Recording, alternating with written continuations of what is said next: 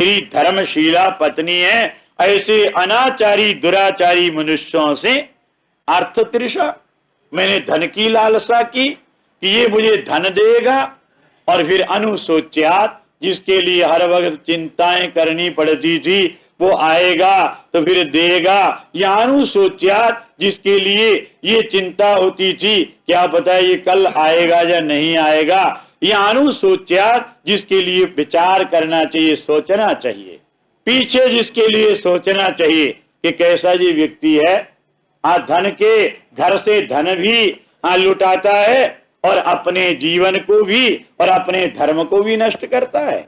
ये ऐसा दुराचारी अनाचारी व्यक्ति जिसका धर्म से धन से अरे घर से किसी चीज से संबंध नहीं, ऐसे जो असोचनीय व्यक्ति थे, ऐसे व्यक्तियों से मैंने अक्रीतेन, और जो खरीदा हुआ है। मनुष्य तो सोचता है कि मैंने वेश्या को खरीदा है, पर नहीं, वो कहती है जी मेरा खरीदा हुआ है, मैंने इसे खरीदा है, मेरी आज्ञाओं में मेरी इच्छाओं से ये कभी बाहर नहीं जा सकता। जो क्रीत दास है, जो खरीदा हुआ है और पैसे देकर घर से धन भी दिया और स्वयं बिक भी गया, ऐसे व्यक्तियों से मैंने धन की, अरे वित्त की और रति की लालसा की, तो अहो मेरे लिए कितना बड़ा दुर्भाग्य, मेरे लिए कितना बड़ा ये पाप कर्म का मेरे लिए ये चिंता, मेरे लिए सोच है। ऐसा कहते हुए जदास्थि निर्मत वंश वंश्या अस्थूणं तो चारो मन खैपनिद्धम अक्षरन्नवद्वार मगार में तत् बिणमूत्र पूर्णं मधुपैतिकान्या। अब फिर बाहर की चीजों के लिए जब निर्वेद होता है, धन के लिए विराग की भावना आई और मानव की चित्त वृत्ति के लिए विराग भावना आई, और फिर शरीर के लिए सोचने लगी कि ये शरीर क्या है। अगर सोचा जाए, विचार किया जाए, मैंने अपने शरीर को बहुत सुंदर माना, पर ये क्या है, ये तो एक तरह से जैसे किसी ऐसे एक थमले के साथ एक बांस को बांध दो और उस बांस के अंदर एक भूसा भर दो, और भूसा भर कर ऊपर से शायद वो बांस आपको अच्छा लगेगा और सुंदर लगेगा। ये शरीर क्या है, कहते ये तो एक मल और मूत्र का थैला है। जैसे वो भूसा भरे हुए बांस है, इसी तरह से ये एक मल मूत्र का भरा हुआ थैला है, और मैंने कितना पागलपन किया इस मल मूत्र के भरे हुए थैले के लिए, और इतना मैं व्यामोहित हुई और इतना मैंने अपने आप को दुख में डाला, कष्ट में डाला, और मैं समझती रही ये बड़ा सुंदर, ये बड़ा मनोहर है। इसलिए जद अस्थि भी निर्मत वंश वंश्यों, कहते जो हड्डियों से बनाया हुआ है, जिसके अंदर है तो क्या है, केवल अस्थियां हड्डियां। योग भाष्य में एक जगह पर विचार किया गया, योग भाष्यकार कहते हैं कि स्थानात बीजात उपस्तंभात स्यंदनात निधनादपि कायम अधि शौचत्वात् पंडिताय अशुचिम विदु। योग भाष्यकार कहते हैं कि भाई स्थानात, पहले इसका स्थान देखो कैसा है, अगर आप किसी चीज की पवित्रता या अपवित्रता पर विचार करना चाहते हैं तो पहले उसका स्थान देखो। जो गटर का साग है वो कभी पवित्र होगा?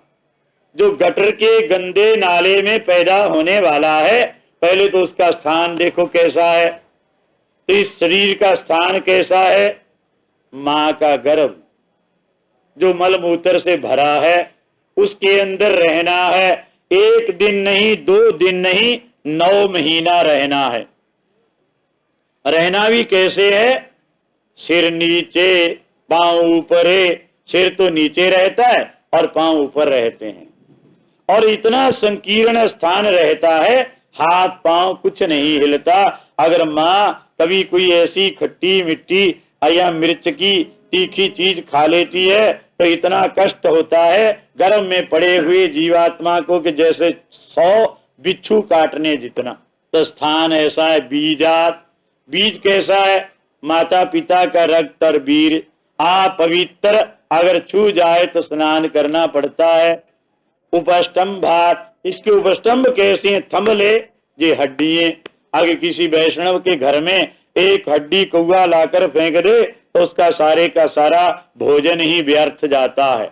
जिनके घरों में शेरों या भाई पंसेरियों या मणों हड्डियां चौकों में पड़ी रहती हैं उनकी बात नहीं, पर हाँ जिस जो वैष्णव है उसके घर में तो इतनी बड़ी हड्डियों का ढेर, ये इसका उपस्तंभ है। उपस्तंभात। और स्यंदनात, इसके झरने कैसे हैं? जैसे ये नाक, कान, आंख, मुंह, अरे नीचे के झरने। अगर देखो इसमें अच्छी चीज भरी होती तो अच्छी चीज ना निकलती, इसलिए ऐसी गंदी चीजें इसके नाक से, मुंह से, कान से निकलती हैं। तो इसके उपस्तंभ भी ऐसे हैं, इसका स्थान भी ऐसा है, इसके बीज भी ऐसे हैं और इसके झरने भी ऐसे हैं। और निधनादपि, और मर जाए तो बाद में तो फिर सचैल स्नान करना पड़ता है।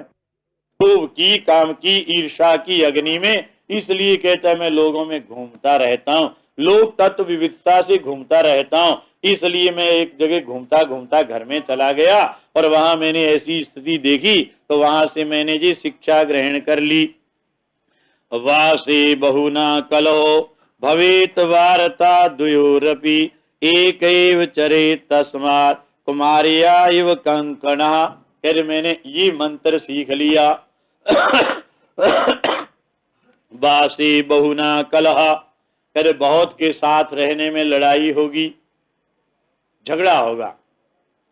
आप तो भाई कुटुंबी हैं, रहना ही पड़ता है। ये संतों की बात करता है। इसलिए वासे बहुना कलह, आप इस कलह की लड़ाई के आघातों को सहन करते हैं। सहन करते करते हृदय कड़ा बन जाता है। पर जिसका हृदय कड़ा नहीं बनता, कहते उसे तो वासे बहुना कलह, बहुत के साथ रहने में तो आसन के लिए, बैठने के लिए, चलने के लिए, खाने के लिए कलह होती है, झगड़ा होता है। और तो क्या, कभी कभी ऋषिकेश में पत्थर पर रोटी खाने के लिए झगड़ा हो जाता है। एक विरक्त आता है रोटी लेकर, वो कह रहे ये तो मेरा पत्थर है। दूसरा आता है मेरा पत्थर है, मेरे पत्थर पर क्यों बैठ के? बोला ये तो मेरा पत्थर है, तुम क्यों बैठ गए? उतने में कलह हो गया, झगड़ा हो गया। ये किसी ने एक उपहास की बात लिखी कि आजकल की सभ्यता पर वो कहने लगे 2 गिदड़ी थी। गिदड़ी, एक बड़ी बहन थी, एक छोटी बहन थी। तो छोटी बहन जो थी, और बड़ी बहन तो सीधी सादी सरल थी बेचारी, और छोटी बहन जो थी उसने कहा कि जीवन में कुछ चेंज करना चाहिए। उसने कहा अरे चेंज क्या होता है, मैं तो नहीं जानती कि परिवर्तन कि परिवर्तन क्या है? तब्दीली। तो तब्दीली क्या करें, परिवर्तन क्या करें? कि परिवर्तन करें, अपने लड़ें। उसने कहा अपने कैसे लड़ेंगी, अपने लड़ने का काम ही नहीं है। कहने लगी लड़ने की युक्ति तो मैं बता देती हूँ, फिर तुम क्या बताओगी? कि कल बतलाऊंगी। प्रातः काल उठी, उठकर उसने एक शिला पत्थर की खूब साफ सुथरी बना दी और साफ सूफ बनाकर वो शिला रख दी वहां। और बड़ी बहन जो थी, बड़ी गिदड़ी, वो उसके ऊपर आकर बैठ गई।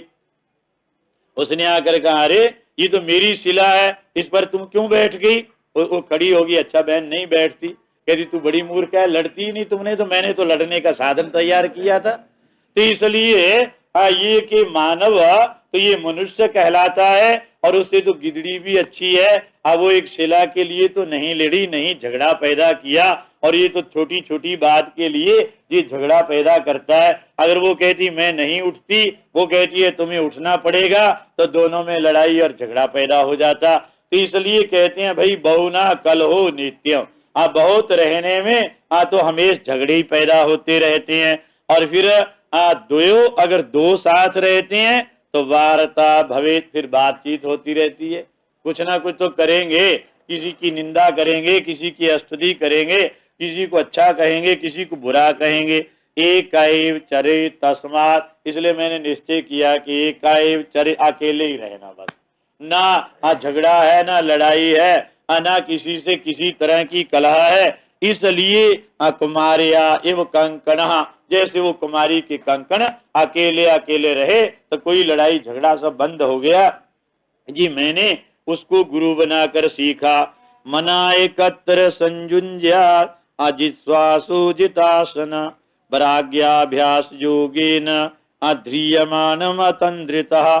इसलिए मैंने निश्चय किया कि मनाए कत्र संजुंज्यात, मन को एक ध्येय में लगा लेना, केवल एक ध्येय में ध्येयाकार मन को बनाकर, और जित श्वास, इस श्वास वायु को भाई रेचक, पूरक और कुंभक प्राणायाम के द्वारा वायु को जीत कर, क्योंकि वायु का और मन का, प्राणों का और मन का ऐसा संबंध है कि एक के निरोध हो जाने पर दूसरे का निरोध अपने आप हो जाता है। मंत्र योग में तो मना निरोध की क्रियाएं हैं, और हठ योग में प्राणों के निरोध की क्रियाएं हैं। मंत्र योग मन के निरोध के लिए है। मंत्र योग में केवल किसी एक मंत्र का जप करना और किसी एक ध्येय का ध्यान करना। आप चाहे उपासना कह लें, चाहे उसे मंत्र योग कह लें। और हठ योग में क्या है कि स्थूल शरीर की क्रियाओं के द्वारा सूक्ष्म शरीर को प्रभावित करना। देखो ये जितनी भी हठ योग की क्रियाएं हैं, ये सब स्थूल शरीर की क्रियाएं हैं। आसन है, नीति है, धोती है, नेवली है, प्राणायाम है, ये सब जितनी स्थूल शरीर की क्रियाएं हैं, इनसे सूक्ष्म शरीर प्रभावित होता है। ऐसा नियम है कि सूक्ष्म शरीर का प्रभाव स्थूल शरीर पर पड़ता है, और स्थूल शरीर की क्रियाओं का प्रभाव सूक्ष्म शरीर पर पड़ता है। जैसे देखो क्रोध है, और क्रोध आता है किसमें? ये सूक्ष्म शरीर में, मन में, और उसका असर किस पर होता है? ये स्थूल शरीर पर। आंखें लाल हो जाती हैं, मुंह लाल हो जाता है। और भाई जैसे सूक्ष्म शरीर में क्रोध, लोभ, काम, मोह, ये सब क्रियाएं सूक्ष्म शरीर की हैं, और इन सब का प्रभाव स्थूल शरीर पर पड़ता है। इसी तरह जितनी स्थूल शरीर की क्रियाएं हैं, जैसे बुखार तो आया स्थूल शरीर को, और दुर्बल हो गया मन, उठा नहीं जाता, मन में शक्ति नहीं रहती। इसी तरह ये रेचक प्राणवायु को बाहर फेंकना, पूरक प्राणवायु को अंदर भर लेना, और फिर कुंभक दोनों को, रेचक और पूरक की हुई वायु को भीतर की भीतर और बाहर की बाहर रहने देना, इस प्राणायाम के द्वारा जित श्वास।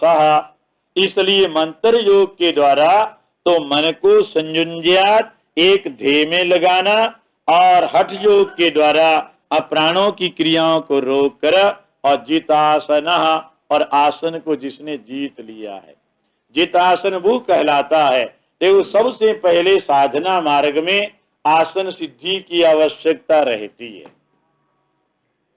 ऐसा माना गया कि स्थिर सुखम आसनम, स्थिर सुखम जिसमें ठीक स्थिरता प्राप्त होती है और सुख की अनुभूति होती है, उसका नाम आसन है। वैसे तो 84 लाख आसन हैं, 84 लाख में 84 आसन हैं, और 84 आसन में 4 आसन हैं मुख्य। स्वस्तिक, सिद्ध और पदम और स्वभावक।